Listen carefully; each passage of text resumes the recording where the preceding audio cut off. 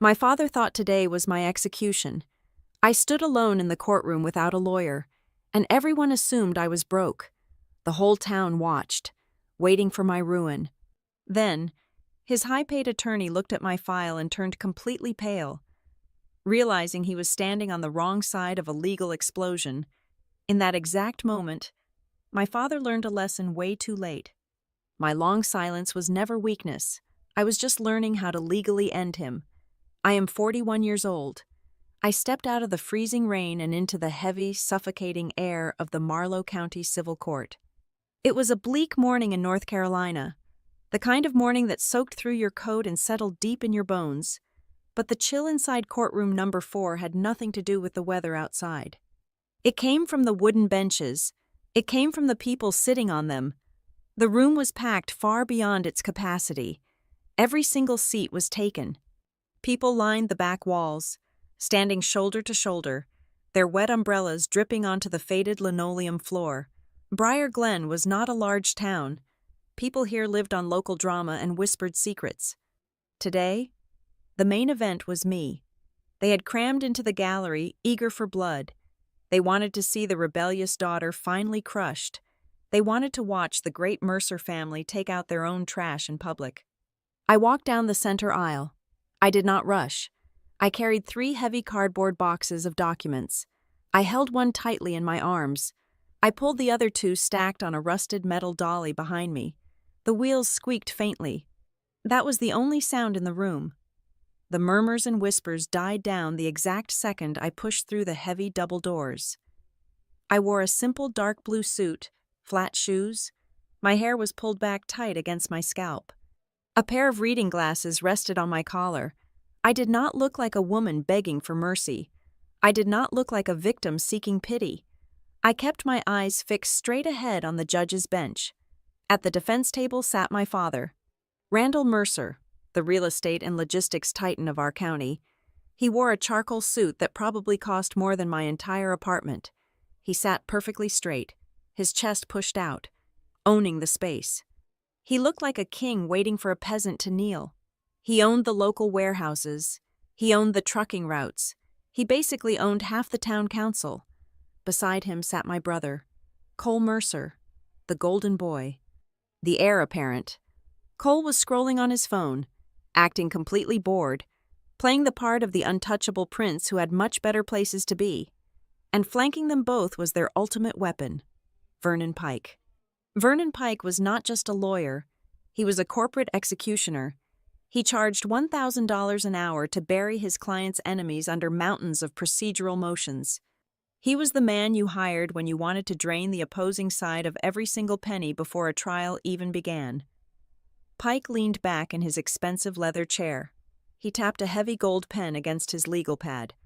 He did not even bother to look up when I reached the plaintiff table. I was nothing to him. I was just another annoying bug to be squashed before his lunch break. I set my boxes down. The dull thud echoed loudly in the high ceiling room. I opened the top box and pulled out my primary binder. Randall turned his head.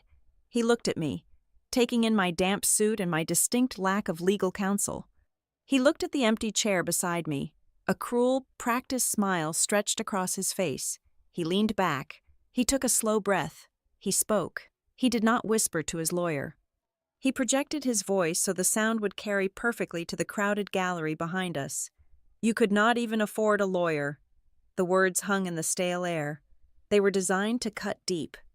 They were a public declaration of absolute power, a reminder of my place at the bottom of his world.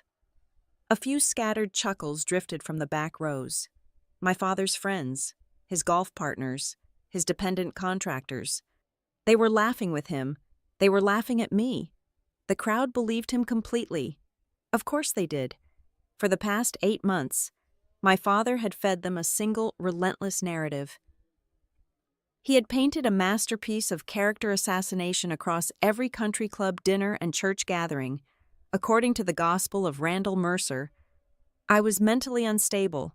I was bitter and crazy after a messy divorce. I had suffered a breakdown, sabotaged the family company files out of pure spite, and then come back crawling, demanding unearned financial benefits. They all thought I was here to throw a desperate pathetic tantrum. They thought I was a broken woman trying to squeeze a few pennies from a generous, long-suffering father. I did not answer him. I did not flush with anger. I did not lower my head. I simply opened my thick binder and laid it flat on the dark oak table. I arranged my pens. I took a slow, steady breath. The heavy wooden doors behind the bench swung open. The bailiff called the room to order. Everyone stood. Judge Celeste Wren walked in and took her seat high above us. Judge Wren was an absolute institution in Marlow County. She had iron gray hair cut in a sharp, unforgiving bob. She had eyes that missed absolutely nothing. She did not tolerate time wasters. She did not entertain fools. She adjusted her microphone. She opened the case file placed before her. She looked down at the paperwork. Usually, when a self-represented litigant stands before a judge, you see a flash of deep irritation in the judge's eyes. You see pity mixed with annoyance. People who represent themselves usually bring messy, handwritten complaints full of emotional rambling and zero legal standing. They waste the court's precious time. Judge Wren looked at my filing. She did not sigh. She did not blink. She turned the first page, then the second. The silence in the room began to stretch. It stretched so long that the gallery stopped shuffling their wet feet. People stopped coughing. People held their breath. Judge Wren's eyes moved rapidly across the dense text. She paused. She traced a line with her finger. There was no pity in her gaze. There was no annoyance. There was only razor-sharp professional caution. She looked at the document as if she had just reached into a dark drawer and touched the cold steel of a loaded gun. It was a look of pure, unadulterated respect for the danger hidden in those pages. She looked up from the binder. She looked straight at me. She did not say a single word, but the entire atmosphere in the room shifted. The air grew thinner. The pressure dropped. At the plaintiff table, Vernon Pike let out a quiet sigh of boredom. He reached out with his manicured hand and pulled his copy of my opposition binder toward him. He expected a joke. He expected a handwritten plea about family fairness and emotional distress.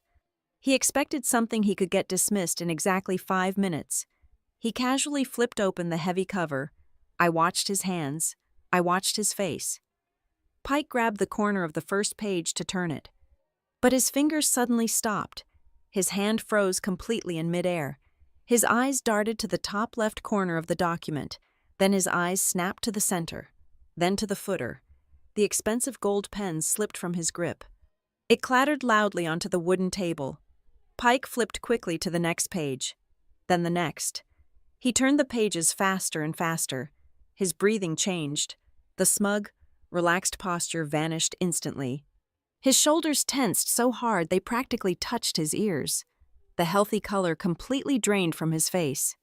His expensive tan seemed to wash away right there in the chair, leaving him looking like a sick, terrified old man facing a firing squad. He stared at the signature block. He stared at the forensic accounting seals. He stared at the complex case citations and the specific formatting of the financial reconstructions. He recognized the work. He recognized the brutal, surgical precision of the legal arguments. He leaned forward, his nose almost touching the paper. He whispered.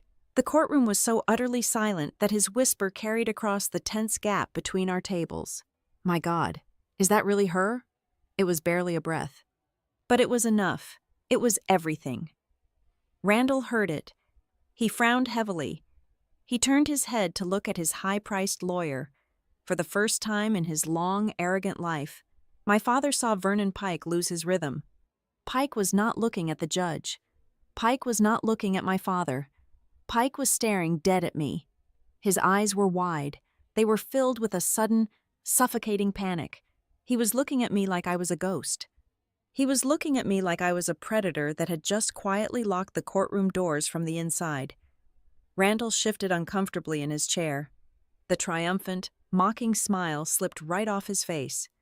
Complete confusion replaced it. He looked from his terrified lawyer to the stack of papers, and then finally, he looked back at me. His eyes searched my face. He tried to find the frightened little girl he used to yell into submission. He tried to find the daughter who always backed down to save the family name. I met his gaze. I did not blink. I felt my pulse beating slow, calm, and steady. I was totally at peace. Randall did not know yet. He was about to find out. The woman he had gleefully prepared to humiliate in this courtroom was gone forever. She died the day he locked her out of the office and destroyed her good name. He still thought he was dealing with the loyal daughter he used to control with shame and guilt. He had absolutely no idea what was waiting for him inside those 3 cardboard boxes. I did not grow up in a normal family. I grew up inside a localized power structure. In a place like Briar Glen, the Mercer name was a master key that unlocked every single door. It was the kind of name that made the local bank manager keep the heavy glass doors open a full hour after regular business hours just because my father needed to make a late deposit. It was the kind of name that made the church elders smile a little wider and offer the front pews on Sunday mornings. Whenever my father walked into a crowded room, the entire local business council stood up in unison to shake his hand. They called him the rebuilder of Briar Glen. He absolutely loved that title. He wore it like a heavy gold crown, and he made sure everyone in our household polished it daily. Inside our house, the rules were never written down, but they were carved into the very foundation. The son inherits the kingdom. The daughter handles the dirty work nobody else wants to touch, cleans up the messes, and then stays perfectly quiet about it in the background. That was the natural, undisputed order of things in my father's universe. Cole was born to stand in the spotlight on the podium. I was born to sweep the floor beneath it and make sure the microphone worked. But I was never a fragile thing. I never cried when things got hard, and I never waited for someone to rescue me. I observed. I learned exactly how systems worked. I had a mind that naturally gravitated toward hard logic and concrete facts. I was exceptionally good at risk analysis. I could read a 300-page commercial contract and find the single lethal loophole hidden deep in paragraph 42. I understood complex financial structuring better than most bankers. Most importantly, I had a talent for spotting anomalies in massive sets of data. I could look at a messy corporate ledger and instantly see where the numbers were lying. I used those specific skills to build my escape route. After finishing law school, I packed my bags and moved to a major city on the East Coast. I did not want to practice traditional courtroom law. I moved into the intense world of corporate compliance and risk restructuring. My specialty became business failure analysis. I spent my days walking into massive corporations that were rapidly bleeding cash and figuring out exactly why they were dying. I ripped apart their broken financial models, found the deep operational rot, and rebuilt their compliance frameworks from the ground up. I sat across from arrogant executives who had ruined their companies and showed them exactly where they failed. I built a very quiet, very successful life for myself. I was far enough away to actually believe I had completely escaped the massive, suffocating shadow of the Mercer family. Along the way, I got married. It did not last. The divorce was quiet, amicable, and finalized a few years ago, but when I walked out of that marriage, I kept his last name. I remained Lillian Watson. I did not keep the name out of lingering affection or heartbreak over my ex-husband. I kept it because my entire professional identity was built upon it. Every law degree, every corporate compliance certification, every published paper on risk assessment and business failure analysis was registered to Lillian Watson. My father absolutely hated it. He brought it up at every holiday dinner, his voice dripping with condescension. He said keeping a dead marriage's name was pathetic and weak. He even tried to force the Human Resources Department to put Mercer on my company email when I eventually returned, but I knew the real reason it bothered him so deeply. Being a Watson meant I was not a Mercer. It was a daily, legally binding reminder that I existed entirely outside his jurisdiction. Then my mother got sick. Elaine Mercer was the quiet, steady buffer between my father's massive ego and the rest of the world. When her health started failing rapidly, the family company started trembling right alongside her. Mercer Corridor Group had expanded way too fast. My father and Cole had bought up too much industrial land, signed too many high-interest commercial loans, and completely ignored the necessary operational foundation required to support that kind of aggressive growth. They were drowning in their own ambition. My father called me on a cold Tuesday night.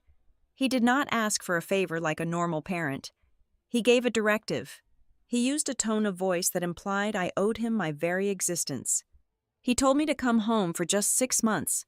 He said he needed exactly 6 months to stabilize the system so he could focus entirely on taking care of my dying mother. It was the perfect trap, baited with family duty and a daughter's guilt.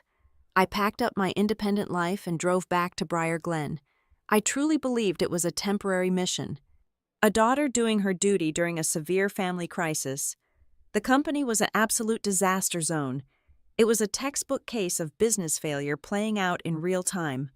I rolled up my sleeves and went to work. I spent 16-hour days untangling their massive mess. I reorganized their entire commercial insurance portfolio, which was full of dangerous coverage gaps. I reviewed hundreds of sloppy vendor contracts and renegotiated the terrible terms Cole had agreed to. I pulled 3 massive commercial loans back from the absolute brink of default by restructuring their financial covenants at the 11th hour. I cleaned up literally hundreds of operational errors that my brother had made simply because he refused to read the fine print or follow basic compliance rules. I built a functioning, profitable machine out of the rusted scrap metal they handed me, but the promised 6 months passed. Then a year passed. The more things I fixed, the harder it became to leave. Every single time I tried to hand the reins back to them and pack my bags, another manufactured crisis would suddenly appear out of thin air, requiring my specific, high-level expertise to solve. And the most sickening part of all was watching how my exhausting work was digested by the family public relations machine. Every loan I saved, every brutal compliance audit I passed, every financial disaster I quietly averted behind closed doors was smoothly repackaged for the public. At town hall meetings, charity galas, and Chamber of Commerce dinners, my father would proudly slap my brother on the back. He would announce to the crowded room that Cole was doing an absolutely fantastic job navigating the company through a very tough economic quarter. I was never mentioned. I was the ghost in the machine. I was the invisible engine making the golden boy look like a genius. It took me far too long to understand the dark reality of my situation. I used to think my father resented me because I was a woman, or because I was not his chosen heir to the local throne. But sitting in that dark office late at night, watching Cole take full credit in the local newspaper for a complex risk mitigation strategy I had spent 3 weeks building from scratch, the cold truth finally hit me. My father did not hate my talent. He actually relied on it to survive. He desperately needed my brain to keep his empire from collapsing. The only thing Randall Mercer truly hated was the fact that my talent existed entirely outside his direct control. He did not bring me back just to fix his company. He brought me back to break my independence. He wanted to own my mind the exact same way he owned those massive logistics warehouses out on Highway 9. He wanted to consume my identity until there was nothing left but a useful tool for the Mercer legacy. The lifeblood of Mercer Corridor Group was concrete, steel, and government disaster relief funds. We operated in a very specific, highly lucrative sector. We bought up massive tracts of cheap industrial land, developed sprawling logistics warehouses, and aggressively bid on post-hurricane redevelopment projects along the eastern seaboard. In that specific industry, the physical construction was only 20% of the actual work. The other 80% was navigating a brutal, suffocating labyrinth of federal regulations, state environmental permits, and municipal tax codes. Where massive streams of public and private cash flowed, mountains of complex paperwork followed. Before I returned to Briar Glen, the company was drowning in that paperwork. They were losing bids because their financial disclosures were a complete mess. I was the one who stopped the bleeding. I locked myself in a windowless conference room for 14 hours a day and built a bulletproof internal compliance framework from scratch. I designed rigorous auditing protocols. I standardized our vendor vetting process. Because of my architecture, the company suddenly qualified for massive federal redevelopment grants. We secured multi-million-dollar commercial credit lines at incredibly low interest rates.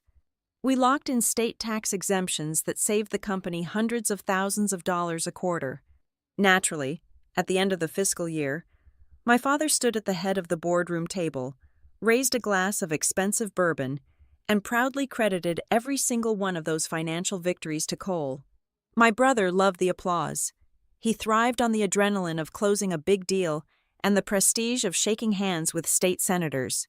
What he absolutely hated was the slow, meticulous process of doing things legally. He despised being checked.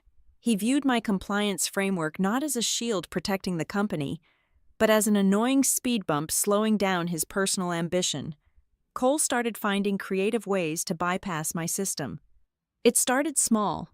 I noticed that several new landscaping and site clearing vendors had been onboarded without completing the mandatory background financial checks. They were shell companies. Backyard suppliers set up by his drinking buddies to catch the runoff cash from our massive construction budgets. Then I noticed the payment structures. Cole was intentionally breaking down large vendor invoices into smaller, distinct clusters of payments. He was authorizing wire transfers just under the $10,000 federal reporting threshold to avoid triggering automatic bank alerts and internal compliance reviews. In the world of corporate finance, we call that structuring. In the eyes of the federal government, it is a massive red flag for fraud. I started digging deeper into the digital archives. That was when I found the first forged document. It was a routine soil testing clearance invoice for a new warehouse development out on the county line. The invoice had a strange, irregular approval stamp. I pulled up the digital routing log. My blood ran cold. Right there at the bottom of the screen, glaring back at me, was my own electronic signature. The system recorded that I had personally reviewed and approved the clearance at 11 o'clock on a Tuesday night. I had never even opened that specific project folder. I had never seen that invoice in my life. I checked another file, then another. My digital signature was stamped across dozens of expedited payments that completely bypassed my department. I immediately printed the logs and walked straight into Cole's corner office. I dropped the papers flat on his glass desk and demanded a full, independent forensic audit of the entire payment system. Cole did not even flinch. He just laughed.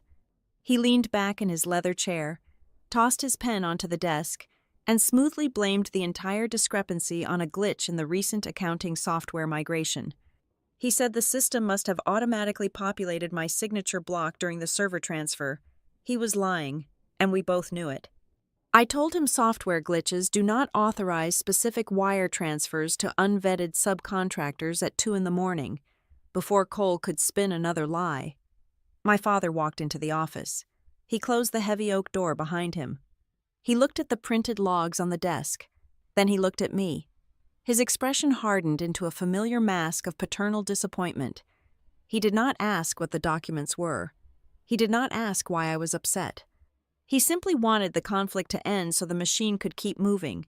He told me to lower my voice. He said I was overreacting to a minor administrative oversight.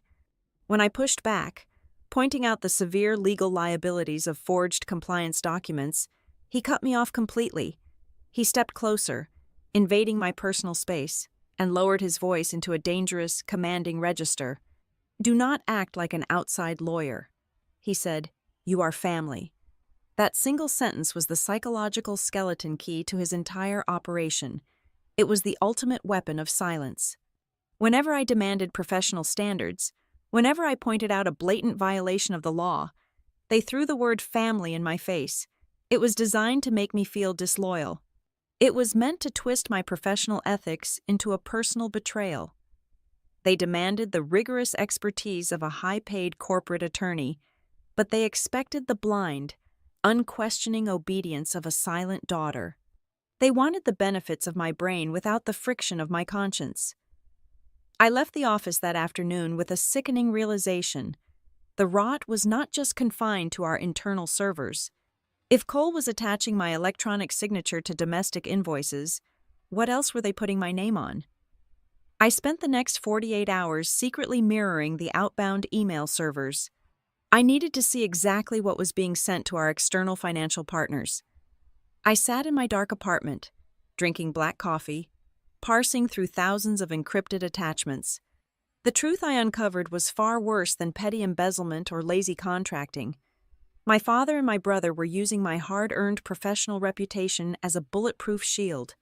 Every single credit application sent to the regional banks, every risk assessment forwarded to our commercial insurance brokers, every bid submitted to the State Development Board prominently featured my credentials. They were explicitly leveraging my unblemished history as a corporate compliance officer to secure funding for projects that were fundamentally toxic. The banks trusted the Mercer Corridor Group solely because Lillian Watson was listed as the chief guarantor of regulatory adherence. My name was the only thing making their dirty money look clean. The final terrifying piece of the puzzle fell into place late on a Friday night. I was reviewing a secured loan packet for a massive, multi-phase logistics hub planned near the riverfront. It was the absolute crown jewel of my father's expansion strategy, but the land sitting beneath the proposed site was highly unstable. It was an old chemical dumping ground that required millions of dollars in mandatory environmental remediation before a single shovel could touch the dirt. The liability was astronomical. If the chemical seepage reached the nearby water supply, the resulting federal fines would bankrupt the company overnight. Attached to the final page of the loan guarantee was a formalized certificate of environmental compliance. It falsely stated that all preliminary soil remediation had been successfully completed according to strict federal standards. And sitting right at the bottom of that fraudulent, highly illegal document was my verified electronic signature. My stomach violently twisted. The air in my small apartment suddenly felt too thin to breathe. The humming of the computer server sounded like a ticking clock. This was no longer a story about a narcissistic father refusing to share the spotlight with his capable daughter. This was no longer about a lazy brother cutting corners to look successful.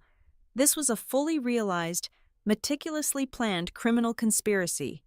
They were not just stealing my labor, they were actively weaponizing my identity. They knew the riverfront project was a toxic time bomb. They knew the company was heavily over-leveraged and drowning in hidden liabilities. They had intentionally designated me as the clean, highly credentialed face of their most dangerous gambles. They were quietly building an airtight paper trail that pointed directly to my desk. When the environmental regulators finally arrived with their testing kits, when the banks realized the land collateral was absolutely worthless, when the entire fragile empire inevitably collapsed under the weight of its own staggering fraud, Randall and Cole would simply walk away. They would feign ignorance. They would hand the federal authorities my digitally signed compliance certificates. They would play the tragic victims of a rogue, mentally unstable compliance officer who had hidden the truth from her own trusting family. I sat in the dark and stared at the glowing computer screen. The trap had not been built with steel wires or heavy chains. It had been built with corporate emails, forged digital signatures, and weaponized declarations of family loyalty. They had spent the last 2 years setting me up to take the fall for their massive crimes. They thought they had trapped a loyal, obedient daughter who would quietly take the blame to save the family name. They thought my sense of duty would override my sense of self-preservation. They were completely wrong. They had trapped a woman who made a living destroying corrupt corporate structures from the inside out. And they had just given me complete access to their entire structural blueprint. I followed the digital paper trail away from the fraudulent compliance certificates and toward the actual physical assets of the company. I needed to see exactly where the clean money was going while the toxic liabilities were being piled onto my desk. I pulled the deeds for the massive riverfront logistics park and the extensive portfolio of inland warehouses. I knew these properties intimately.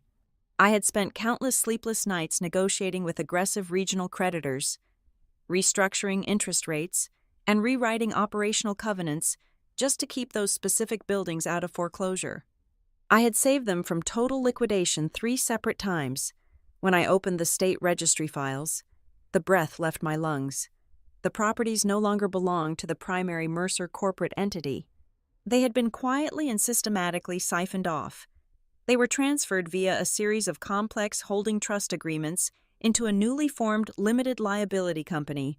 I pulled the incorporation documents for the new entity. The sole managing member, owning 100% of the voting shares and the profit rights, was Cole. Years ago, when I first drove back to Briar Glen, my father made a very specific promise.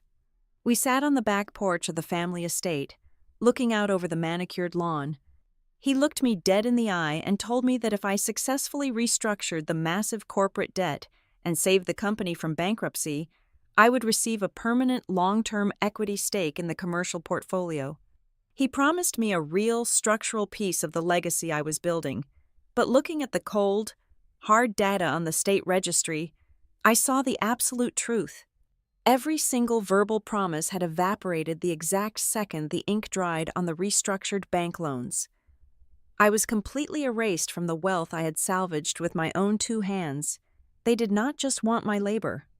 They wanted to ensure I never owned a single brick of the empire I kept from crumbling. The deepest emotional blow landed 2 nights later. It was the annual County Business Association dinner, held at the most expensive country club in the region. It was a lavish, over-the-top affair. Hundreds of local executives, politicians, board members, and bankers filled the grand ballroom, drinking expensive wine and patting each other on the back. My father stood at the main podium under the bright spotlights. He raised his crystal glass to the crowded room. He did not talk about the near bankruptcies. He did not mention the severe compliance failures or the brutal audits we had barely survived. Instead, he looked directly at my brother sitting at the head table. My father's voice boomed through the speakers, calling Cole the brilliant, visionary architect of the strongest financial growth in our company history. The entire room erupted in massive, thunderous applause. Bankers who had threatened to seize our assets just a year ago were now standing up and cheering for my brother. Then, almost as an afterthought, my father pointed vaguely in my direction at the end of the table. He smiled a tight, incredibly patronizing smile. He told the wealthy crowd that I was his daughter who had come home to help out, and that I was always very good with paperwork. Good with paperwork. It was a deliberate, public castration of my professional identity. It reduced years of high-level forensic financial engineering into the image of a quiet secretary filing receipts. I looked across the table at my mother. Elaine sat in her wheelchair, her breathing shallow, her thin frame wrapped tightly in a heavy wool shawl. Her eyes met mine through the noise of the clapping crowd. Her eyes were filled with a profound, agonizing sorrow. She knew exactly what her husband was doing. She knew the entire scope of his cruelty and his theft. She had watched him do it to others for decades. But her body was failing rapidly, and she simply did not have the physical or mental strength left to confront him. She gave me a look of pure, helpless apology, and then she slowly looked away, staring down at her untouched porcelain plate. The final, fatal knife turned later that same week. I was reviewing a separate stack of contingency filings in the physical archives room when I found a notarized document buried inside a mislabeled manila folder. It was a personal financial guarantee agreement.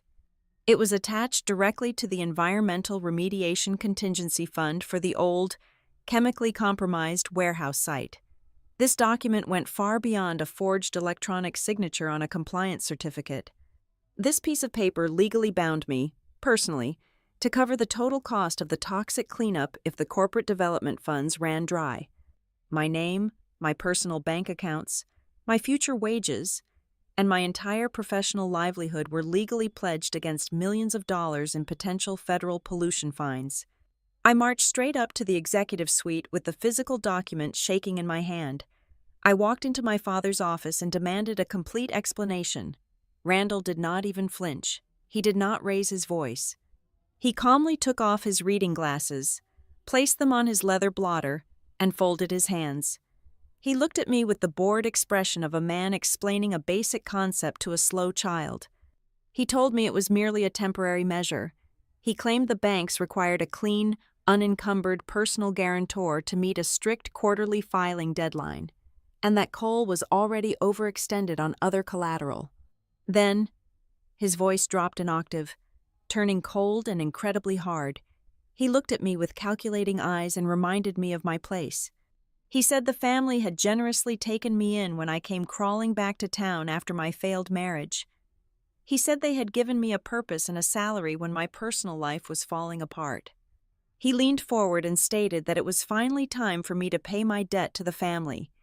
He slid an expensive gold pen across the polished desk. He told me to sign the retroactive confirmation and stop being so dramatic. I stared at the pen.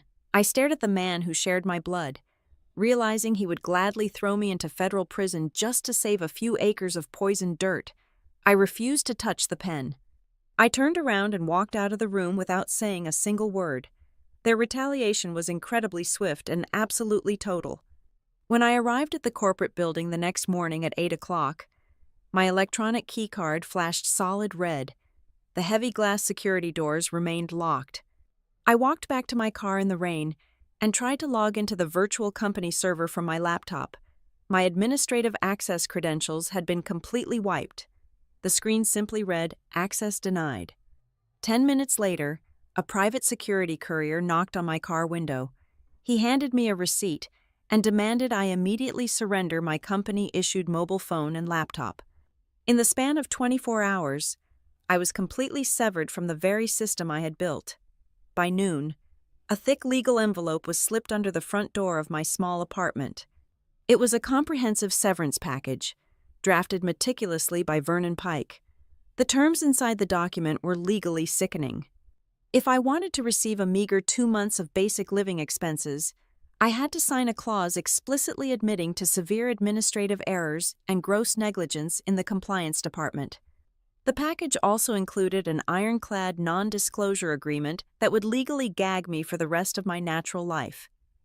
They were trying to force me to purchase my own silence by signing a false confession.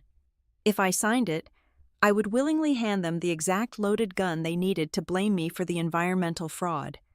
But the true, suffocating horror of their plan was not the firing, the locked doors, or the aggressive legal threats. The real shock was how fast and how perfectly they weaponized the entire town against me. By Friday evening, a single, perfectly synchronized narrative had flooded the streets of Briar Glen. I did not have to read the local paper to hear it. I felt it everywhere. I heard the whispers at the grocery store. I saw the judgmental stares at the gas station. Randall and Cole had seeded the story with surgical precision through their vast network of country club friends and church elders. The town was buzzing with the tragic, pitiful news about the Mercer daughter. People whispered that I had become dangerously unstable. They said the pressure of the job had completely broken my fragile mind. They claimed I was still bitterly acting out from my divorce. The story they swallowed whole was that I had completely botched the corporate files out of sheer, hysterical incompetence, caused massive financial damage to my generous father, and then simply ran away when confronted with my massive mistakes. They did not just want to take my money and my labor, they wanted to completely rewrite history. They needed to publicly destroy my credibility so thoroughly that if I ever tried to stand up and tell the truth about their massive financial frauds, I would sound like nothing more than a crazy, bitter woman looking for petty revenge. They left me with zero income, no legal representation, and a ruined reputation in a town that worshipped the very ground they walked upon. They expected a storm. My father and brother built their entire strategy on the assumption that I would react like a wounded animal. They waited for me to bang on the heavy glass doors of the corporate headquarters. They waited for me to call the local newspaper and scream about the massive injustices I had suffered. They anticipated tearful voicemails and furious text messages demanding an explanation. Instead, I gave them absolutely nothing. I severed the cord. I disappeared completely from their emotional radar. I did not call. I did not write. I packed my remaining personal belongings into the trunk of my car and drove away without looking back in the rearview mirror. I needed a place to regroup, a bunker where their influence could not reach me. I found it directly above the old, independent pharmacy on the edge of town. It was a tiny, drafty apartment with peeling paint and pipes that groaned whenever the wind blew. The rent was exactly $450 a month. To survive the initial shock of having zero income, I liquidated the few expensive items I owned. I sold a diamond necklace my ex-husband had given me for our 5th anniversary. I pawned a vintage watch I had bought with my first big corporate bonus. I secured enough cash to keep the lights on and buy groceries for at least 8 months. I did not ask a single person in Briar Glen for a loan. I refused to give my family the satisfaction of seeing me beg. 3 weeks after I moved into the apartment above the pharmacy, my mother passed away. Her death was quiet, a slow fading out that mirrored how she had lived her final years inside that sprawling estate. I attended the funeral, standing at the very edge of the cemetery, far away from the front row where my father and Cole played the roles of the grieving patriarch and the dutiful son. I left before the final prayer. 2 days later, a probate attorney sent me a thick manila envelope. Inside was a small, brass padlock key and a piece of paper detailing a lease for a climate-controlled storage unit on the highway. The unit was registered solely in my mother's name. I drove to the facility late at night. I expected to find old photo albums, childhood keepsakes, or perhaps her collection of antique porcelain that my father hated looking at. I slid the metal door up. The overhead bulb flickered on. There were no sentimental souvenirs inside. There was no porcelain. The small room was stacked from floor to ceiling with heavy-duty plastic bins, tightly bound banker's boxes, and several metal filing cabinets. It was an archive. My mother had never been a rebel. She never raised her voice at dinner, and she never openly challenged my father when he verbally crushed people to get his way. But she was not blind. She knew exactly who she was married to. She understood his terrifying habit of making a promise in the morning and completely denying it by the afternoon. She knew he lived his life rewriting reality to suit his needs. So, in the total silence of her long marriage, she became a meticulous historian. She hoarded the truth. She kept everything, operating like a ghost preparing for the inevitable day when the actual facts would need to be proven. I sat on the cold concrete floor and started opening the boxes. The sheer volume of raw data was staggering. I found printed email chains dating back almost a decade. I found handwritten meeting notebooks detailing off the record board discussions. There were thick stacks of unedited insurance policies and original vendor contracts before Cole had taken a black marker to the terms. Most importantly, I found a small waterproof lockbox containing 4 external hard drives. I plugged the first drive into my laptop. The drive contained hundreds of hours of raw audio files. They were digital recordings of internal corporate conference calls. I clicked on a file dated roughly 7 months prior, right around the time the massive riverfront warehouse development was aggressively expanding. The audio was crystal clear.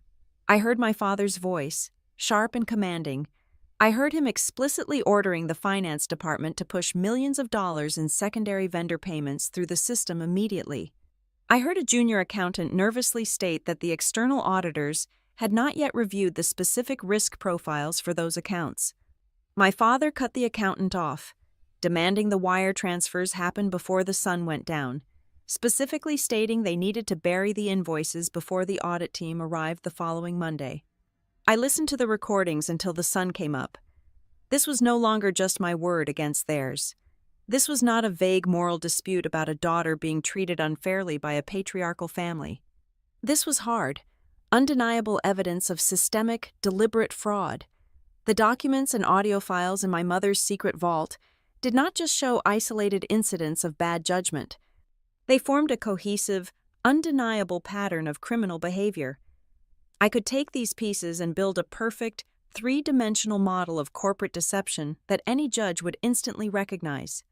My mother had given me the exact ammunition I needed to tear the empire down. As I dug deeper into the legal correspondence files, I noticed something incredibly revealing about Vernon Pike. The legendary, undefeated corporate lawyer was fundamentally blind. I found the draft versions of the legal packets that my father and Cole had submitted to his high-priced firm. They had never shown Pike the raw, unedited data. They had never disclosed the backdated property transfers or the forged environmental compliance certificates. They only handed him the sanitized, heavily scrubbed versions of the company history. Pike was aggressively defending an illusion. He was marching into battle entirely unaware of the massive landmines his own clients had buried in the field. That specific realization crystallized my entire strategy. I could have taken those hard drives straight to the state regulatory board. I could have dropped the audio recordings on the desk of a hungry investigative journalist and watched the Mercer family burn on the front page of the Sunday paper. But a media scandal was entirely too messy. It left room for public relations spin. It allowed my father to play the victim of a vindictive daughter. No, I wanted something far more permanent. I wanted to trap them inside the very system they thought they controlled. I wanted to force them into a sworn deposition, under penalty of perjury, and let them build their own gallows.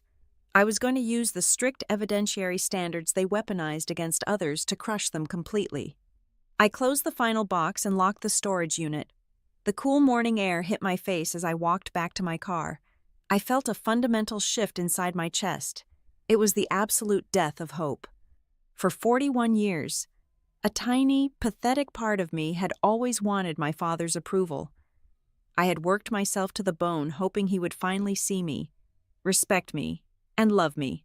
That part of me was now entirely dead. I no longer cared about being loved. I no longer cared about family loyalty. I drove back to the small apartment above the pharmacy, sat down at my desk, and opened a blank legal file. I only thought about one thing. I was going to build a fortress of evidence so dense and so lethal that absolutely no one in Briar Glen could ever distort it. Survival requires capital. War requires an endless supply of it. My emergency fund was finite, and I needed an income stream that existed entirely outside the suffocating borders of my home county. I could not risk my father tracking my finances through the local banking network. I picked up my phone and dialed a number I had not called in over 4 years. I called Naomi Rourke. Naomi was my former boss back in the city. She was a woman made entirely of sharp angles, tailored suits, and even sharper instincts. She was now a senior partner at Blackridge Special Situations. Blackridge was not a standard, polite law firm. They were a boutique corporate warfare outfit. They specialized in handling massive corporate fraud, complex commercial debt restructuring, and vicious board control disputes. They were the people you hired when millions of dollars went missing into the dark, and you needed someone ruthless to rip the corporate floorboards up to find the rats. Naomi answered on the second ring. I did not waste her valuable time with a tearful, emotional backstory. I laid out the bare bones of my current situation. I told her I was completely cut off, facing aggressive legal threats, and currently preparing to completely dismantle a heavily entrenched local monopoly from the ground up. I asked if she had any remote overflow work for an independent forensic contractor. Naomi listened quietly. She did not offer a single word of easy comfort. She did not express pity or outrage on my behalf. She let a long, heavy second pass before she finally spoke. She asked me a very simple, cutting question. Do you want to be coddled, or do you want to win a genuinely difficult case? I told her I wanted to win. She hired me on the spot. I became a ghost operative for Blackridge. I sat at the small, rickety wooden table in my drafty apartment and transformed my isolated living space into a tactical forensic command center. Naomi sent me heavily encrypted digital files from massive corporate disputes happening 3 states away. My life became a masterclass in extreme, punishing discipline. I did not rise from the ashes like some beautiful, mythical bird. I clawed my way back to the surface through sheer, relentless manual labor. Every single day started exactly at 5 o'clock in the morning. I laced up my running shoes and ran 6 miles through the dark, freezing streets of the town. I ran past the local diners where men sat drinking cheap coffee and fully believing the vicious lies my family sold them. The grueling physical exhaustion burned away the lingering anxiety. It left my mind entirely clear, sharp, and totally cold. By 7 o'clock, I was sitting at my desk. I spent the next 10 hours doing deep, structural analysis for Naomi. I audited massive, convoluted commercial loan portfolios. I tracked hidden payment chains through dense layers of offshore holding companies. Let me explain exactly what it means to analyze a corrupted payment chain. It is not just looking at a bank statement. It is building a psychological profile of a white-collar criminal. You have to understand why a specific, seemingly random amount was moved on a specific Tuesday afternoon. You have to look at the digital metadata attached to the wire transfer. You have to find the invisible hand pushing the button. I spent weeks staring at glowing monitors until my eyes burned.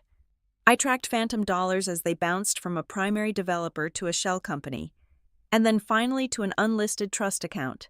I built massive, sprawling digital maps that exposed illegal cross-ownership structures. I scrubbed thousands of lines of server code looking for tampered electronic signature logs in high-stakes financial lawsuits.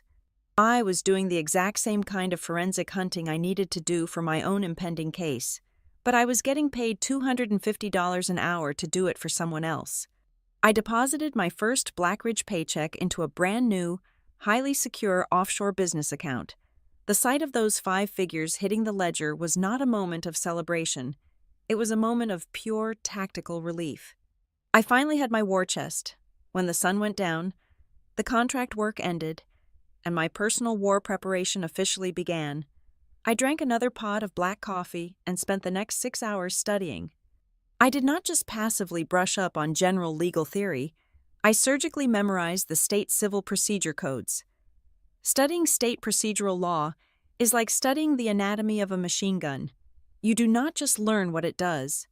You learn exactly how to take it apart and put it back together blindfolded in the dark. I memorized the strict rules regarding the evidentiary discovery phase. I learned the precise legal mechanisms required to forcefully compel the production of hidden corporate documents. I practiced drafting subpoenas that were so aggressively narrow and legally sound that absolutely no judge could ever throw them out. I read countless recent appellate rulings on the admissibility of metadata and electronic server evidence. Most importantly, I studied the brutal psychological art of cross-examination strategy. I learned exactly how to corner a hostile witness on the stand using nothing but the crushing weight of their own contradictory paper trail. I worked until 2 a.m, slept for 3 restless hours, and then woke up in the dark to run again. During this grueling period of isolation, I filed the necessary paperwork with the State Bar Association and the National Accounting Boards. I fully reactivated every single professional license and financial certification I held. I registered them all cleanly under my full legal name, Lillian M. Watson, back in my hometown. That specific name meant absolutely nothing. It was just a target for country club gossip. But out in the broader, highly competitive world of high-stakes commercial disputes, that name was slowly beginning to mean something entirely different. The massive turning point happened late in the autumn season. Naomi assigned me to a massive, incredibly toxic debt restructuring case based out of Raleigh. A large commercial property developer was actively trying to declare bankruptcy and wipe out over $40 million in unsecured debt. Their defense lawyers were aggressive, incredibly expensive, and extremely confident in their position. They had successfully buried their clients' hidden assets under a massive mountain of complex, seemingly legal subsidiary transfers. The Blackridge legal team was hitting a solid brick wall in court. I took the developer's entire financial history and broke it down to the absolute molecular level. I spent 90 straight hours comparing their internal ledger dates against the county property tax assessments. Eventually, I found the fatal, hidden flaw. I discovered a 14-day window where the subsidiary holding companies technically did not legally exist, meaning the massive asset transfers were legally void from the moment they were signed. I wrote a 40-page forensic analysis detailing exactly how the developer committed systematic bankruptcy fraud. My analysis was a masterpiece of lethal accounting. I did not use aggressive adjectives. I did not use emotional language or make moral judgments. I used cold, hard, undeniable math. I built a chronological timeline so airtight that it left the opposing counsel absolutely zero room to maneuver. Naomi took my printed analysis into the final settlement conference in Raleigh. She dropped my report on the polished mahogany table. The opposing counsel, a team of 20 seasoned corporate lawyers, read my findings and completely folded within 2 hours. They surrendered entirely. Word travels incredibly fast in the small, insular community of commercial litigation. People started asking Naomi exactly who found the structural flaw in the Raleigh case. She gave them my full name. Almost overnight, My name began circulating quietly among the top-tier commercial lawyers and financial forensic experts across the entire state. They started actively seeking out my independent consulting services to solve their own impossible cases. That specific case in Raleigh taught me the most vital lesson of my entire career. It fundamentally changed how I viewed the impending legal battle with my own family. I finally realized that the most dangerous person in a courtroom is never the person shouting the loudest. It is never the man with the most expensive custom suit or the biggest local reputation. The truly dangerous person is the quiet professional sitting at the table who knows exactly which specific piece of paper will make the loudest opponent lose their voice completely. While I was out building this lethal new reality, my father was sitting in his plush climate-controlled office, smoking an expensive cigar, firmly believing I was struggling to pay my winter heating bill. He thought the total isolation would eventually break my spirit. He thought poverty and social shame would force me to surrender. He pictured me crying in a dark room, totally desperate for his forgiveness and a small allowance. He was completely oblivious to the monster he had inadvertently created. I was not starving. I was upgrading. I was systematically stripping away every single weakness, every ounce of emotional sentimentality, and every remaining trace of the obedient, desperate daughter he once knew. I was forging myself into the exact type of relentless professional that veteran lawyers double-check their own files for before daring to underestimate. My revenge was not going to begin with a sudden, messy explosion of anger. It was not going to be a dramatic, screaming confrontation on his perfectly manicured front lawn. It was going to be a quiet, highly methodical execution. I was elevating my own capabilities to such an extreme level that the men who had casually crushed me would not even recognize the apex predator standing directly in front of them until the steel trap had already snapped shut on their necks. The total isolation of my new life broke on a freezing Tuesday evening. Someone knocked hard on the heavy wooden door of my apartment above the pharmacy. I looked through the peephole and saw Milo Serrano standing in the pouring rain. Milo was the former systems administrator for the entire corporate network. He looked completely exhausted, his shoulders slumped under a soaked jacket. My brother had fired him without warning exactly 14 days prior, publicly blaming him for a massive, catastrophic failure in the digital security protocols. But Milo was not a careless employee. He was meticulous.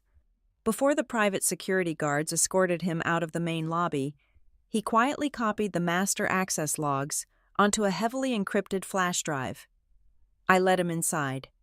He sat at my small kitchen table, opened his laptop, and pulled up the raw server data. He did not ask me for money or a job. He just wanted to clear his own professional name. He pointed to a specific sequence of glowing green text on the black screen. He showed me the exact digital footprint of the person who had completely locked me out of the system. The server logs provided absolute proof that my administrative credentials had not been hacked by some random outside threat. They were manually overridden and hijacked from an internal Internet Protocol address. That specific address was hardwired directly into my brother's private office. Even more damning, the timestamps clearly showed that my verified electronic signature was actively being stamped onto external environmental compliance documents, while my physical security badge was logged completely off the premises. They were stealing my identity from inside the building. 72 hours later, another ghost from the company payroll reached out from the shadows. Paige Harlan owned a small, struggling landscaping and site preparation firm that relied entirely on our corporate contracts to survive the winter months. She asked me to meet her at a dark, completely empty diner out on the desolate county highway. Her hands physically shook as she held her coffee mug. She confessed that my brother had recently approached her with a highly illegal arrangement. He promised her a guaranteed monthly retainer fee if she allowed him to route heavy equipment invoices through her corporate checking account. She admitted she was acting as a blind pass-through station. The money flowed straight from our primary corporate treasury, landed briefly in her small business account, and was immediately wired out to an unlisted holding company. She had absolutely no idea who actually owned the holding company, but she kept meticulous physical copies of every single routing number because she was terrified of a federal tax audit. I took the folded papers from her shaking hands. The routing numbers matched the exact newly formed entity controlled entirely by Cole. The external pieces of the puzzle began falling into my lap almost simultaneously. A senior credit specialist at the regional commercial bank called me late at night on a disposable prepaid phone. I had worked closely with him during the massive debt restructuring phase. He was risking his entire career by making the call, but his professional conscience was eating him alive. He confirmed the exact scenario I had suspected from the very beginning.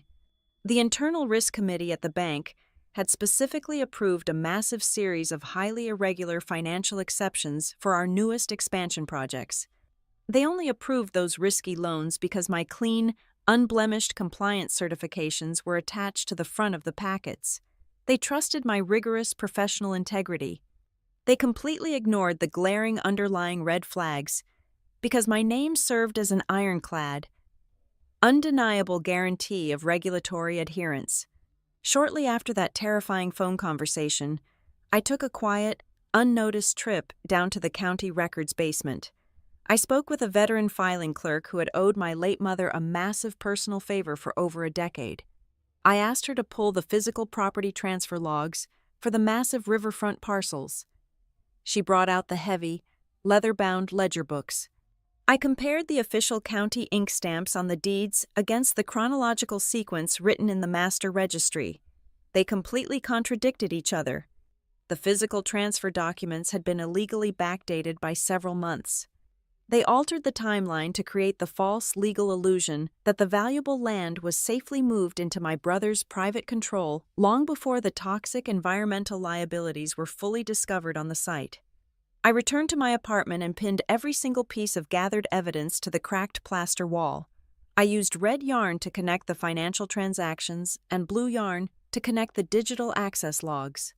I did not look at these elements as separate, unfortunate corporate accidents. I arranged them into a single, cohesive, horrifying narrative of premeditated theft. The entire operation was sickeningly elegant in its cruelty. They systematically weaponized my flawless professional reputation to secure massive amounts of institutional funding. They simultaneously shifted the astronomical environmental and financial risks entirely onto my personal ledger. Once the capital was safely secured, they quietly funneled the clean, profitable real estate assets directly into my brother's private control. Then, right before the rotten foundation was scheduled to crack wide open, they erased my system access, fabricated a loud public narrative regarding my mental instability, and threw me out into the street to take the eventual criminal fall. I stopped gathering information. I started firing back. I walked straight down to the district courthouse on a Monday morning and filed a massive, highly detailed civil lawsuit against the holding company, my father, and my brother. I did not ask for a polite, quiet settlement behind closed doors. I formally petitioned the court for a total declaratory judgment to completely invalidate the fraudulent personal guarantee bearing my forged digital signature. I demanded a court-ordered injunction to immediately freeze all ongoing corporate asset transfers across their entire portfolio. I requested full, unrestricted forensic access to their internal communications servers. Most importantly, I filed a motion to officially determine my actual structural role within the disputed corporate entities. I wanted to legally destroy their pathetic narrative that I was merely a low-level employee doing basic administrative paperwork. My father did not retreat. He possessed an ego that simply did not comprehend the concept of surrender. He escalated the war immediately. Less than 48 hours after my initial filing, his high-priced legal team filed a vicious, incredibly aggressive countersuit against me. Vernon Pike drafted a brutal document that formally painted me as a deeply bitter, emotionally unstable former employee acting entirely out of spite and family jealousy. The countersuit openly accused me of engaging in a malicious campaign of familial harassment. They claimed I was attempting to extort my generous father through frivolous, baseless litigation. Randall was executing the classic, brutal game of corporate attrition. He knew I had zero formal income on paper. He firmly believed his overwhelming financial advantage would crush me. He fully intended to drag out the legal discovery process for years. He planned to bury me under massive mountains of expensive procedural motions and completely drain my limited financial resources. He thought he could starve me out until I was forced to sign a suffocating settlement agreement just to avoid living on the street. He planned for a long, slow, agonizing siege. But he fundamentally failed to account for the massive internal weakness of his own son. The sudden, highly public court filing of my lawsuit sent a massive shockwave straight through the regional financial sector. The commercial lenders actively monitor the local court dockets for risk. One of our primary institutional backers read the injunction filing and instantly panicked. They immediately froze a massive, multi-million-dollar financial expansion package that Cole desperately needed to keep his new shell companies afloat. They flatly refused to release the pending construction funds until the legal dispute was completely resolved. That single frozen credit line completely shattered my brother's arrogant, untouchable facade. The Golden Boy panicked entirely, operating under the terrifying sudden realization that his untraceable cash flow was completely dead. My brother rushed back to the executive office late at night and began frantically trying to cover his muddy tracks. He started mass deleting sensitive internal emails. He altered digital vendor contracts in the system. He hastily shifted funds between various accounts, trying to hide the shell companies from the impending court subpoenas. But Cole was not a systems architect. He was just a thief in a very expensive suit. He did not realize that every single time he hit the delete key on his keyboard, the main server generated an automatic, highly encrypted backup file in a hidden directory. In his absolute desperate panic to destroy the evidence before the judge could see it, the Golden Boy was systematically generating a massive, irrefutable digital footprint pointing directly toward his own undeniable guilt. The trap was finally springing shut, and they were the ones pulling the lever. My father understood perfectly that a courtroom was only one specific type of battlefield. He preferred the court of public opinion, where he was the undisputed judge, jury, and executioner. As the legal deadlines drew closer, he launched a massive, highly coordinated social offensive across the entire county. He did not yell or scream in public. He used the quiet, devastating power of disappointed whispers. At the Sunday morning church service, he stood in the grand vestibule shaking hands, bowing his gray head in manufactured sorrow whenever my name was brought up. Out on the manicured greens of the local golf course, between expensive swings, he told his wealthy friends how heavily this tragic family situation weighed on his aging heart. At the annual hospital charity dinners, he smoothly turned my complex legal claims into a tragic joke about a daughter who simply could not handle the pressure of the real world. He painted a masterful, sickening portrait of paternal grief. He made absolutely sure every single influential person in our social circle believed I was entirely disconnected from reality. The public humiliation was a calculated strategy designed to soften me up for the actual strike. It happened on a rainy Thursday night.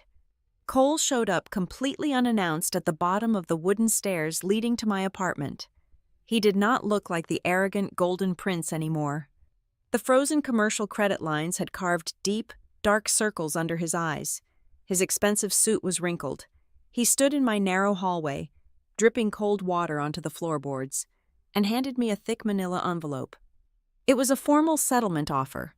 He tried to frame it as an act of brotherly mercy, speaking in a low, conspiratorial whisper.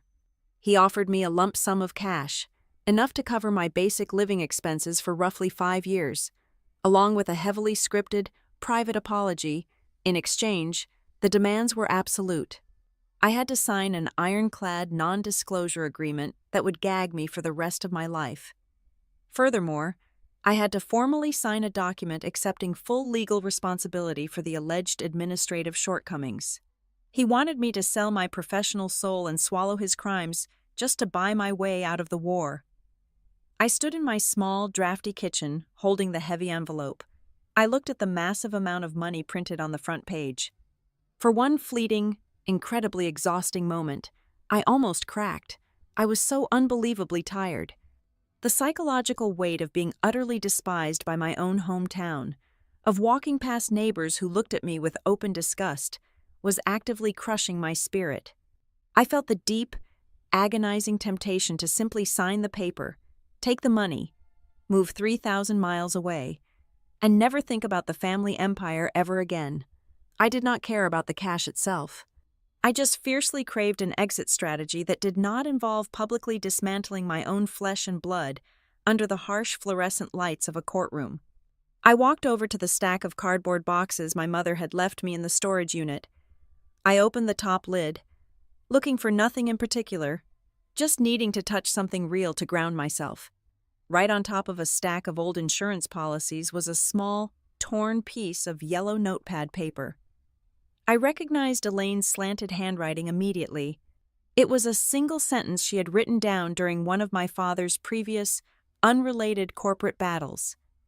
"He is betting that you will be ashamed before he has to be." That single sentence hit me like a physical blow.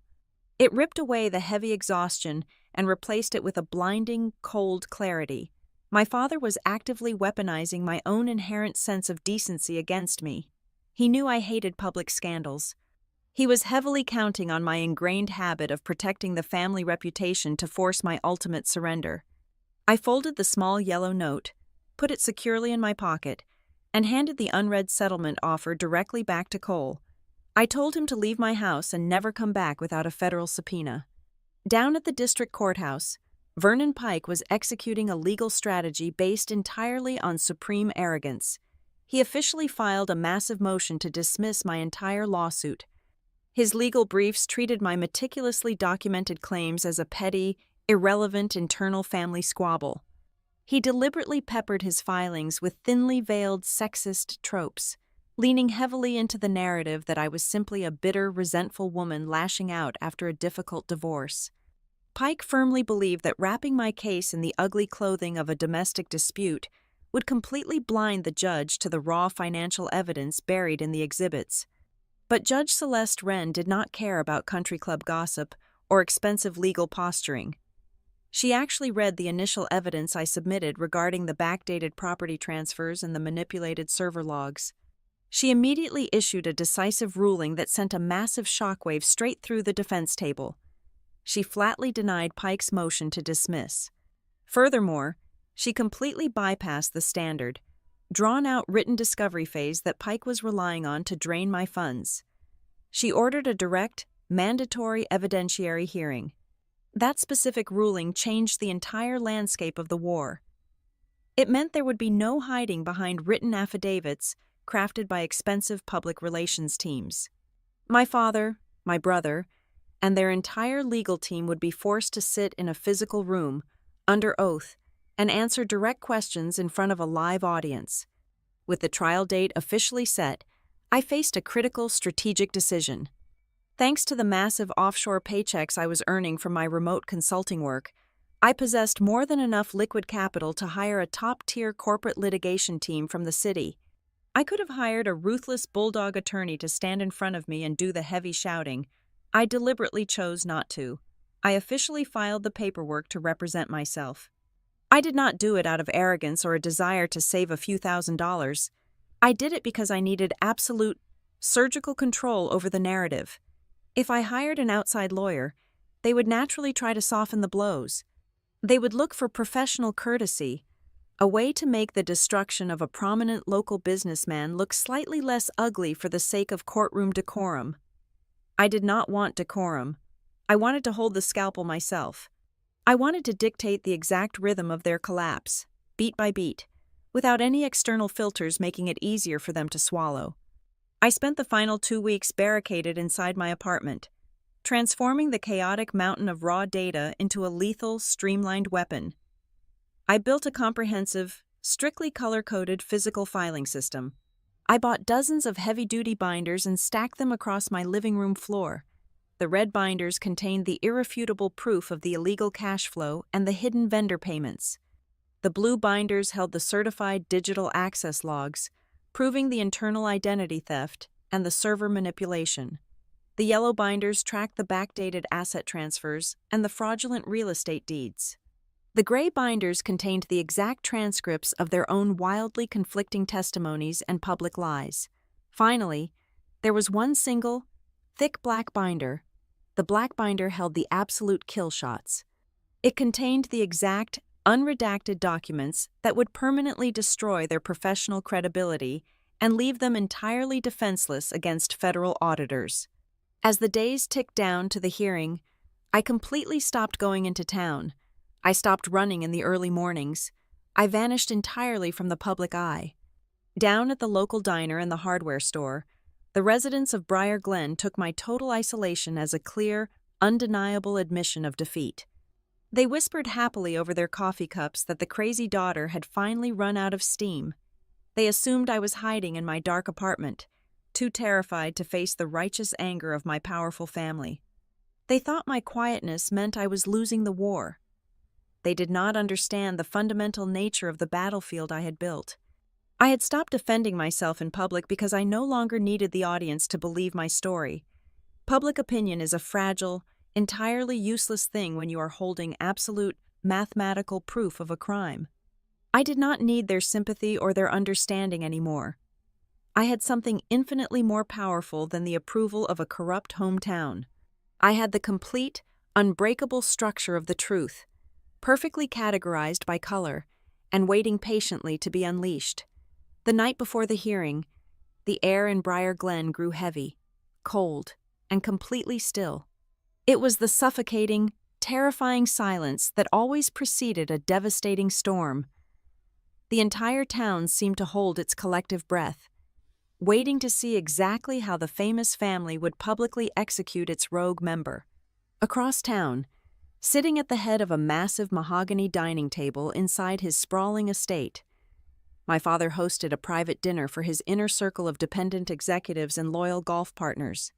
He poured expensive aged scotch into heavy crystal glasses.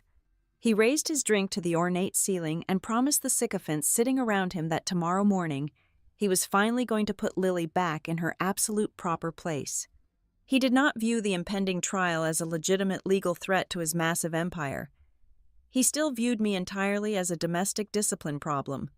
To Randall, the county judicial system was merely another blunt instrument he could comfortably use to enforce total family obedience. While my father arrogantly celebrated his guaranteed victory with his wealthy friends, my brother was actively drowning his mounting anxiety in cheap liquor. Cole drank entirely too much in the dark corner of his massive modern living room. The frozen commercial credit lines were slowly suffocating his private shell companies, and the immense pressure was cracking his golden boy facade. His tongue grew loose, careless, and incredibly arrogant. He stumbled into the master bedroom and began loudly bragging to his wife about their brilliant, foolproof legal strategy for the following morning. In his drunken stupor, he let slip a massive, fatal secret. He laughed uncontrollably as he admitted that their terrifying $1,000 an hour lawyer, Vernon Pike, had absolutely no idea who he was actually fighting. Pike had thoroughly reviewed several highly specialized financial documents bearing the name Lillian M. Watson, but the arrogant lawyer had never once connected that professional corporate signature to the broken, emotional daughter he was preparing to humiliate. Cole's wife sat quietly on the edge of the mattress, listening to her husband ramble and boast. She was entirely sick of the suffocating, toxic Mercer family dynamic. For years, she had silently watched the men in the family constantly force the women to swallow their pride, hide their intelligence, and remain perfectly quiet just to protect fragile male egos. She despised the way they casually destroyed people to maintain their flawless public image. Late that night, long after Cole had passed out face down on the expensive cotton sheets, she picked up her mobile phone. She sent me a highly encrypted, completely anonymous message. She explicitly warned me that the opposing legal team was fully preparing a brutal character assassination protocol. Their entire courtroom strategy relied heavily on painting me as an unqualified, completely hysterical woman who had zero professional standing or legal capacity to even read the complex corporate ledgers, let alone audit them for fraud. I sat alone in the dim, flickering light of my small apartment and read the glowing text message on my phone screen. I did not panic. I did not feel a sudden rush of fear. I calmly walked over to my desk and opened the thick black binder resting firmly on the wooden surface. I turned the heavy pages until I reached a specific, deeply buried file.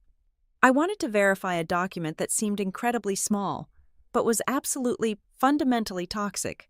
It was the official public registry and case wrap-up of a massive corporate restructuring lawsuit that had taken place in Raleigh exactly 2 years ago. Vernon Pike had been the lead defense attorney for the corrupt developer in that specific case. He had lost that massive trial catastrophically. He lost because the opposing counsel had completely dismantled his aggressive defense using a flawless, bulletproof financial forensic analysis report. I looked down at the formal signature line on the bottom of that old, archived report. The brilliant structural analysis that had publicly humiliated Vernon Pike, completely destroyed his defense strategy, and cost his prestigious firm millions of dollars in the settlement, had been personally authored by a remote forensic consultant named Lillian M. Watson. I stared at the thick paper in the quiet room. I could have easily sent a digital copy of that specific document to Pike's downtown office that very night. I could have attached a dramatic, intimidating email, injected a massive dose of theatrical panic into their ranks, and watched them desperately scramble in the dark hours before dawn. But I deliberately chose not to alter my carefully laid strategy to add cheap, dramatic flair.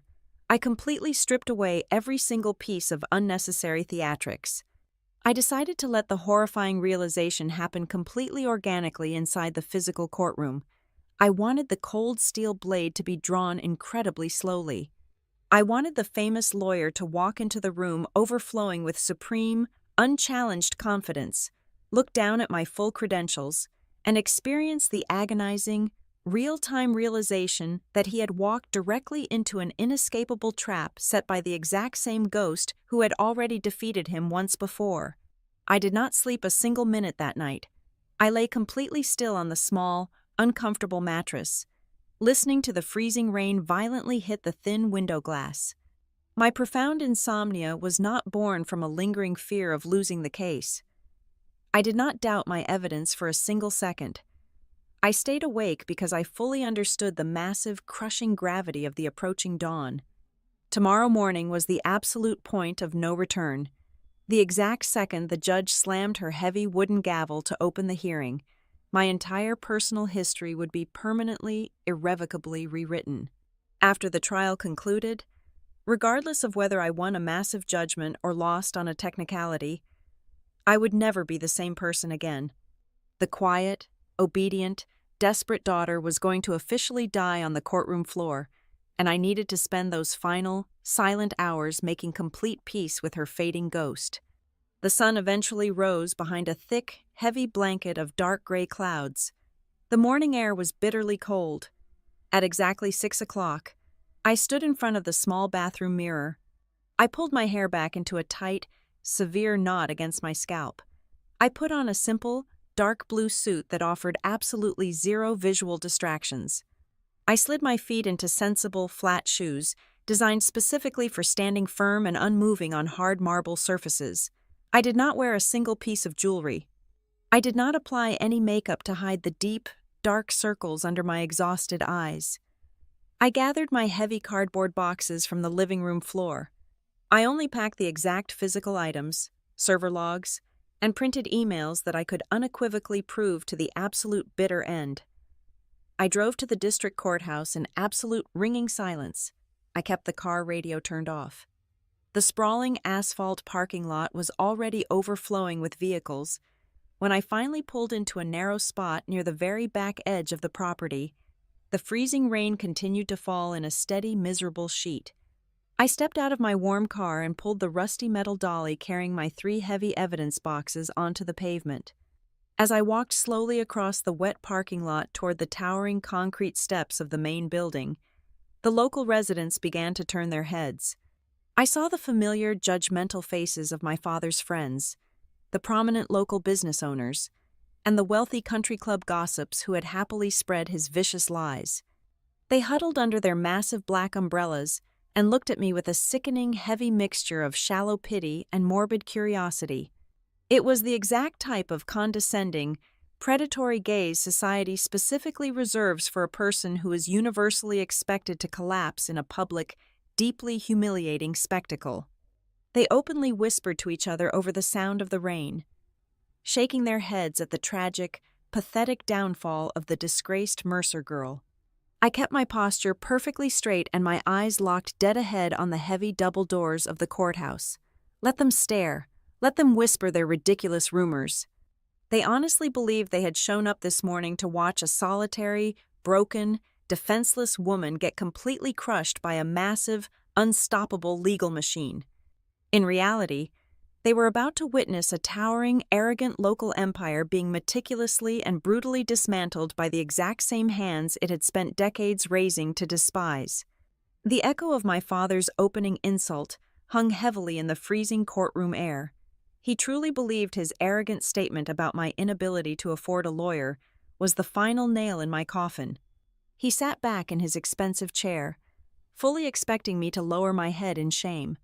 Instead, Judge Celeste Wren looked down from her elevated wooden bench. She adjusted her microphone and formally asked if I had retained legal representation for this mandatory evidentiary hearing. I stood up slowly. I smoothed the front of my dark blue suit.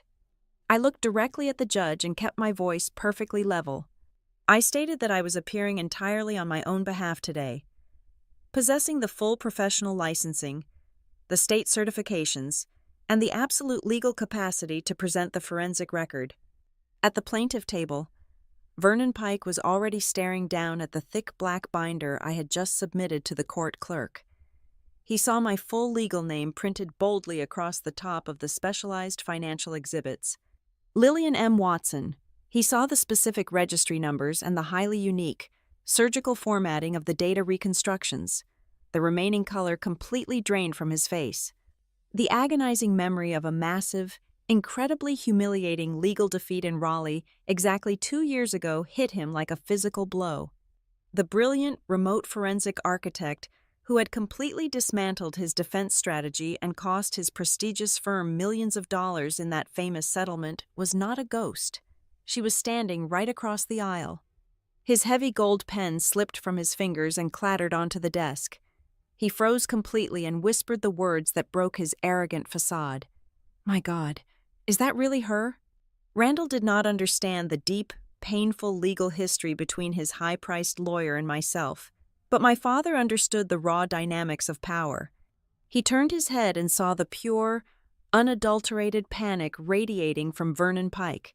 In that exact fraction of a second, the mocking smile died on my father's lips.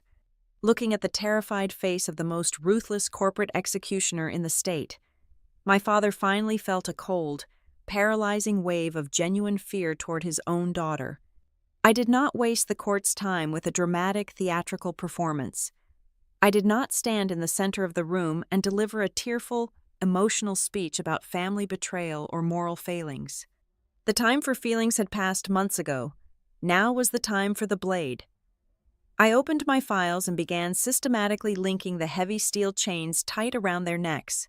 I introduced the certified server logs that proved the internal identity theft, showing exactly how my administrative access was hijacked from inside the executive suite. I laid out the complex wire transfer receipts detailing the illegal backyard vendor network Cole had built. I presented the forged personal guarantee they had secretly attached to the toxic warehouse site. I displayed the illegally backdated county land deeds side by side with their own internal corporate emails. Those emails explicitly outlined their premeditated intention to shift the massive environmental liabilities onto my desk while hiding the clean assets in newly formed shell companies. The absolute truth did not just come from my mouth. It came from the very people they had casually discarded and manipulated. Milo Serrano took the witness stand and swore under oath that the digital security overrides were authorized entirely by my brother. The senior regional bank specialist nervously testified that millions of dollars in risky commercial credit were only approved because my unblemished professional reputation was attached as a shield to the fraudulent loan applications. Paige Harlan took the microphone and confirmed the blind, illegal money routing through her small landscaping business account, everything perfectly locked together. The invisible, suffocating web my family thought they had so cleverly spun in the dark was now a giant, undeniable steel cage sitting directly under the bright fluorescent lights of the courtroom. The breaking point arrived during cross-examination. I called my brother to the stand. Cole walked up to the wooden box looking like a hollow, terrified shell of the golden boy he used to be. The frozen commercial credit lines and the crushing weight of the incoming evidence had completely destroyed his nerves. I did not yell at him. I did not pace around the room. I stood perfectly still and relentlessly boxed him into a corner, using his own conflicting metadata and his panicked, deleted emails. I handed him a printed server log from a Tuesday night in late October. I asked him to read the internet protocol address out loud. Then I handed him the physical security badge swipe records for that exact same night. I calmly asked him to explain to the judge how my verified electronic signature was actively approving a highly toxic waste site assessment at the exact same moment my physical body was logged as being miles away from the corporate building. Under that crushing, clinical pressure, Cole completely snapped. His voice cracked loudly, echoing off the high ceiling. He practically yelled his desperate confession into the microphone. He frantically admitted that they had forged my signature. He tried to save himself by throwing our father directly under the bus. Cole cried out that Randall had explicitly assured him that I would eventually just clean up the massive administrative mess for the family like I always did.